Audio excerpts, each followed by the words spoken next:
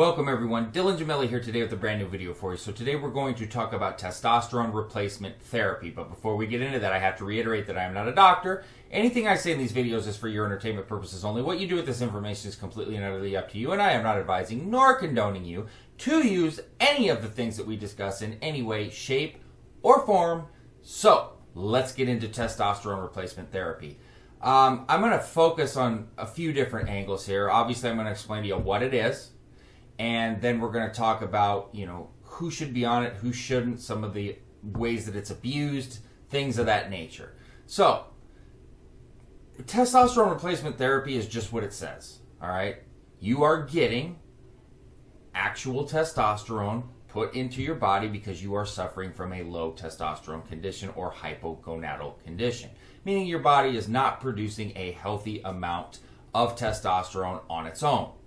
Now, generally speaking, but not 100% of the time, you're going to see, men that are a little bit older going through this issue, if it's been on a natural case. However, there are instances that I have seen of men, or even, I would say young adults or young men, whatever you want to call it, people in their 19, 20, 21, 22 that have never done steroids, never done anything. Sometimes it's been caused by accidents people have been in. Sometimes it's just whatever Mother Nature decided in terms of your bodies, but the conditions are developing, at a much younger age. But a condition is a condition is a condition. No matter what caused it, it's still a condition and it's still something that needs treated. Obviously, if you're abusing steroids, especially at a young age, you're more likely to be on this at a much younger age and definitely more likely to just require it at a certain point in time of your life. Now, one of the things that's going to differ a few, numbers here and there is what the reference range is in terms of high and low testosterone. Generally speaking, you're going to be looking at about 260 to 280 for your low end, depending on where you're going, and your high end, 916 all the way up to like 1030. You can go to some different sites and see reference range posts, different numbers. Private MD labs, your doctor, different websites, WebMDs, all of these. You can go through and look at them, but generally it's going to be right around that area. Now, your doctor or endocrinologist, urologist, whoever you're going to, for your issues will determine whether or not they're going to prescribe you testosterone replacement therapy or not. Now, mind you, some doctors are a lot more quick to give it than others. Some doctors, even if you're at the low range or below low range, just refuse to do it. They just refuse to do it.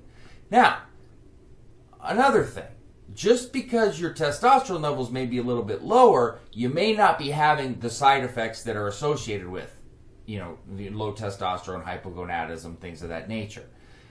I'm going to give you a few things that you need to look for, in terms of, signs and symptoms. But listen, just because you have some of these signs or symptoms does not mean you have low testosterone. So don't go, Gemelli said that these are symptoms of it. Yeah, but these could be symptoms of several other things as well. I see guys writing me all the time, well, I'm tired all the time. Well, that doesn't necessarily mean you have low testosterone.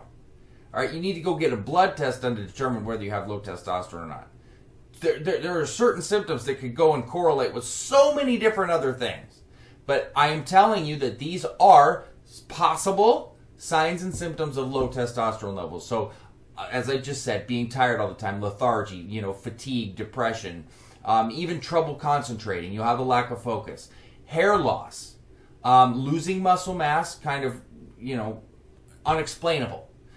Low sperm count, trouble keeping an erection or having interest, or losing sexual desire, things of that nature. Weak bones, osteoporosis, things like that. Now, women can also have symptoms, all right? Fertility problems, low sex drive, menstrual cycle problems, whether it's a skipped cycle, delayed, early, things of that nature, vaginal dryness, and once again, weakening bones. Just some symptoms for high testosterone in women while I'm discussing this.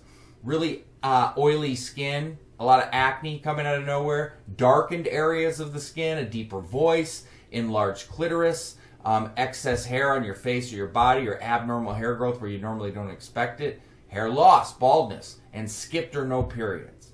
So, basically, a simple blood test is done, all right? It's usually done when you've been fasted and early in the morning. That's when you're going to get the optimal, reading on your testosterone levels. So, and when they're at their highest. You're just going to have basic blood draw done, all right? You need to tell your doctor if you're taking any herbal drugs or any other medicines that could possibly affect your results, anything that you can think of. And remember, testosterone levels will vary from day to day, hour to hour. So if a really high level is found or a really low level is found, chances are they'll want to repeat it just so that you're aware, because there's so many differentiating factors that can go along with this. Okay, so people will ask me, well, what should I dose my TRT at? And these are generally people that are doing it on their own. Well, look, there's no cookie cutter answer for that. What I can tell you is this. If you are severely hypogonadal, and I've seen some severe cases where people are just not responding well even to treatment at a lower dose, then you're going to need a little bit more clearly. Generally speaking, you don't want to be on more than 200 milligrams of testosterone per week for extended periods of time, especially years or the rest of your life. It's just, the higher you go, the more at risk you are for long-term damage, heart problems, probable things that could occur with your prostate cancer, things of that nature. Am I saying that's going to happen? No, I'm not. I'm saying that you're at a higher risk of it. All right, and the probability is going to go higher. I don't know if those things are going to happen. I don't know if they do, how quickly they will happen, because I am not a psychic. And last I checked, in reality, there's not too many of them out there. But I can tell you probabilities. Now, most people are good to go at 100, 125 milligrams a week, 150 milligrams a week. But each individual circumstance is different. I can't offer you a cookie cutter answer on that because I don't know. I'm not going to sit up here and lie and BS you like some people out there will do, and they'll just go, well, this is the dose you want. Look, that is not reality. It's like giving out a diet and telling everybody to do it. Well, guess what? Everybody's different. All right? So your condition could be different than the next, and the next, and the next. We have to, and if you're going to your doctor, it's their job to monitor you and figure this out. If you're doing it on your own, well, you're taking that risk on your own, and guess what? It's your job to do due diligence and figure this out on your own. Okay? But hypogonadism and low testosterone is a very real thing. It is. The problem is that people will decide to just go do that without doing the proper research and not understand the implications that go along with that, where you're on it for life. And if you do decide to come off of it, you're going to have an extremely difficult time recovering your natural testosterone production, and more than likely you never will get it back to where it once was. I can't say that with certainty either. I can't tell you exactly how to do it because, once again, every circumstance is different. You might want to try an 8-week PCT. You might want to try 12 weeks. You might want to try different combinations. It's different for everybody. I am not an endocrinologist either.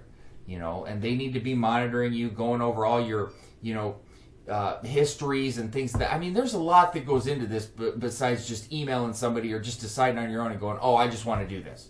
That's why I get so upset with all these, certain bodybuilders and meatheads out there telling people, just blast and cruise, just blast and cruise. You don't understand the implications of that. And these guys, you're telling new guys this, or guys that really don't understand, and they're just listening to you because you're big. And that doesn't make you smart. Any jerk can go out and blast a bunch of steroids, eat all day, and get big. That does not make you smart or make you understand what you're doing. Okay? That's testosterone replacement therapy for you. Ester-wise, things of that nature. Cypionate's generally what's prescribed by doctors for testosterone replacement therapy, although Sustanon was also basically designed for that as well. So these are good options. But once again, something is to talk about with your doctor. You could really even do enanthate for the ester on TRT. You could do prop on the ester if you want to pin every single day or that frequently, but I really don't recommend that. But it can be done, sure. Just so you understand, testosterone is testosterone is testosterone. Okay, so, but that's testosterone replacement therapy for you. I'm sure I'll touch on this more in other videos and do different types of videos on it as well. So, Dylan Gemelli signing off.